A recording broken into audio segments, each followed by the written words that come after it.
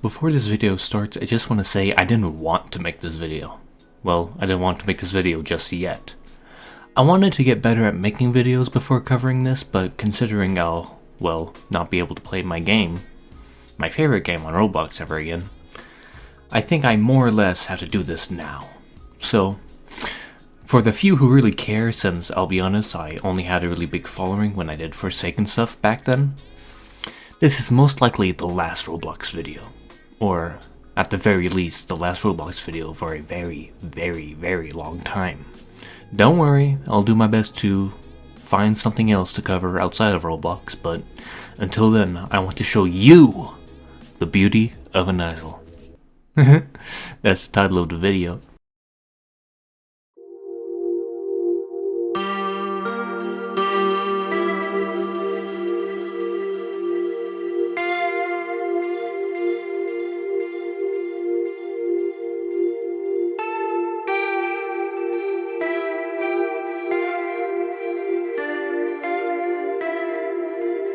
Isle has one of the most interesting and complex settings I've ever seen in a Roblox game.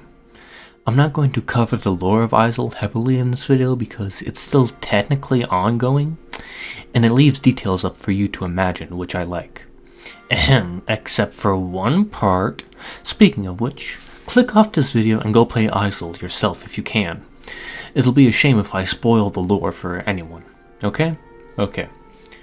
When joining the game, you'll see this nice prison lobby, and also the mentally ill Isle players. Unrelated to anything, but I hate these people.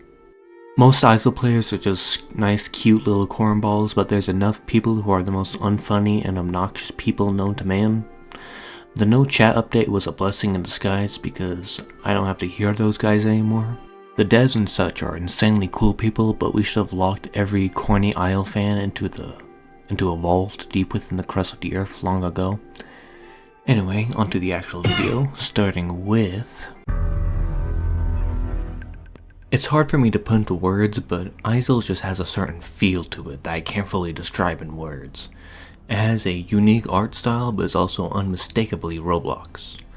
Bad Boy has a very goated art style, and I just love all his building models along with his creature and hat designs. I mean, look how much stuff of his I got, man. I spent real money on this. They have a very surreal and forgotten look to them. Every building in the game makes you wonder, why was this built here? What was its purpose? How was it used before the island went into disarray?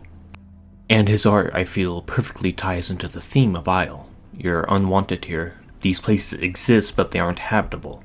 Which ties into another thing I want to talk about, the island itself. It's a massive map for a Roblox game, and actually has an island feel to it, as a storm starts rolling in as the days go by. It visually adds to the dread you feel as the island gets more and more dangerous and unwelcoming, as you spend more time there. It's simple yet effective for setting a good environment for.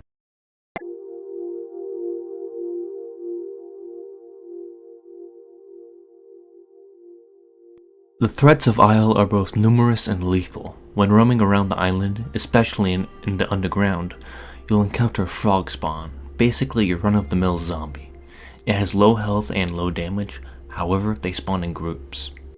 The Experiment, aka Stan, is the monster of the Isle. It only attacks at night or when the sun is blocked out. It's weakened by light and scared off by gunfire. However, sleeping in the open might cause it to attack you, requiring you to fend it off with a strong enough firearm. The Alpha Team mercs arriving on day 2 are an ill-prepared squad of trained killers, and if the Alpha Team dies, Team Bravo, a group of prepared mercs, arrive to turn your appendix into a weapon charm. Also, they've been getting stuck in the same place since 2022. B6, a robot that only manages to be a minor annoyance, but that's only when you get the artifacts, and except for when it's Isle Plus, because if you have that modifier on, then he becomes a fucking Terminator. And finally, the parasites. Hornet blows you up from afar, Leech shanks you, and Frog has nothing, but can spawn his 10,000 Fent zombies. If the pathfinding didn't suck, the enemies in this game would be god tier and so much fun to play against. But that's the drawback of Isle. It's so slow paced that even small bugs can ruin the game if they happen. And because runs can last over an hour, I can understand why people rage at this game. I confess, one time some fuck-ass kid killed me after he rushed Start C, the drone, and the steel sword, and I was so pissed for like 3 months, bro. The endings or badges are the reason you play Isle in the first place. I'll say it, Isle is a glorified badge hunt, and I'm all for it, honestly. You got simple things like the plane and boat ending, which boils down to go over there, get the thing, come back, boom, you escape. But the more complex ending is where I think Isle shines the most. My favorite being Hangar, but we'll talk about that later. Lab or the portal escape is where things get real. You have to find the underground lab and get in without dying to either the traps or the frog spawn within. I love this area because it has options. You could get a bypass console and hack into the doors and turn off the security to have almost free reign over the facility. Or you can forego disabling security and make sure you won't die or get super hurt by the gas that deploys while you're hacking into the security system. But having to deal with the traps and lock gates while moving around the facility. Or if you don't want to hack at all, you can save the life of this scientist who usually dies to a frog spawn, having him give you his level 3 keycard before dying to a fungal infection, the same one that created the frog spawn, allowing you to disable security and loot faster, but only if you save him. Or you can kill the first wave of mercs and steal a level 3 keycard, then upgrade it to a level 4 in the lair to fully loot the lab, the entire lab. It just gives options, but to escape you gotta get the code at the observatory and then go back to labs, open the door, put the code in, blah blah blah. Now that might sound bad, I know, but moving on to 2 very fun endings excluding the truth sense of skin and rework.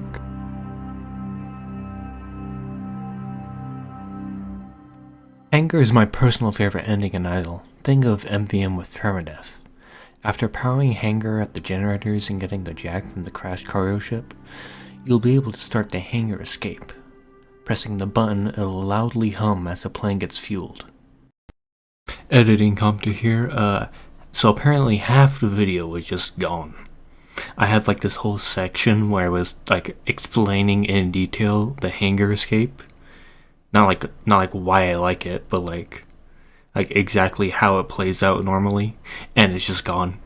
All the audio got corrupted, and I am not doing that again, so unscripted, I just want to say I like the Hangar escape from Isle. I think it's pretty cool. It gets my 5 badges, my 5 didgeridoos of excellence because of how good it is. That's all I want to say. Also, that probably would have been boring to listen to anyway, so meh, yeah, it's fine. It's not fine. I spent a lot of time on it, and it's just... And that's Hangar, my favorite ending in Isle. It just has that sauce of Isle, preparing for a threat, then fighting and struggling to achieve victory.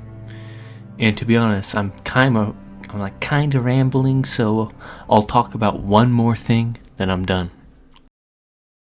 The Orbit ending sucks. It just sucks. It just does. What a concept. First off, you take me off the Isle when I'm playing Isle for the Isle. Secondly, you confuse and mangle the already pretty confusing lore with some magic purple umbra liquid. That's like this universe equivalent of Remnant from FNAF. And thirdly, you make the combat fully different than Isle. I hate it. Don't get me wrong, I dig the aliens in Isle, but I dug them when they were in the Isle, because they were fun to fight against.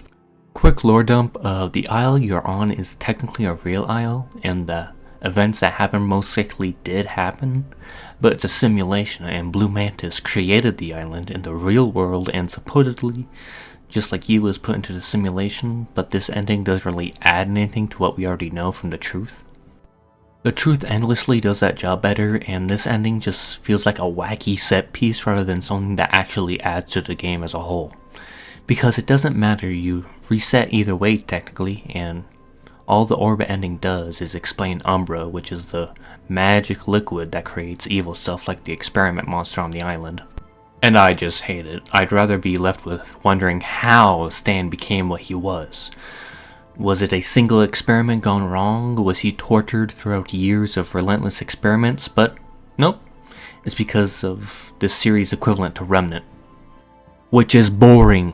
Stan works much better as a monster and aspect of the game when we don't know how he was made, why he was made, and how he works.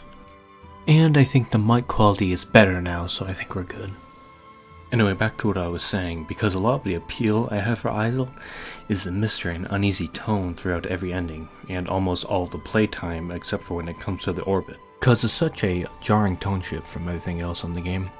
Mantis must have slipped something into my drink, because one second I'm playing a survival horror, the next I'm playing a sci-fi shooter. It all just feels like an ending meant to explain lore, rather than an ending with lore attached, if that makes sense. For example, the truth ending can be done without any knowledge of the lore of Isle, making the lore an optional thing that's satisfying if you take the time to discover and find out the story. However, with Orbit you get like 4 cutscenes or something of Spider yapping about his black stinky liquid that will turn all of humanity into black men with red eyes. Please, just shoot him, I do not care. I don't really hate the idea of Umbra per se, like a liquid that can create monsters, or Umbra as a concept. I just wish there were more show don't tell, like with the Umbra's growth around the Isle, like the tumor things. And aside from that, yeah, Orbit is pretty okay, I guess. And that's about it. Yet again, I'm doing a Q&A soon, when I leave Roblox for good. That's right, I'm never playing this shit game ever again.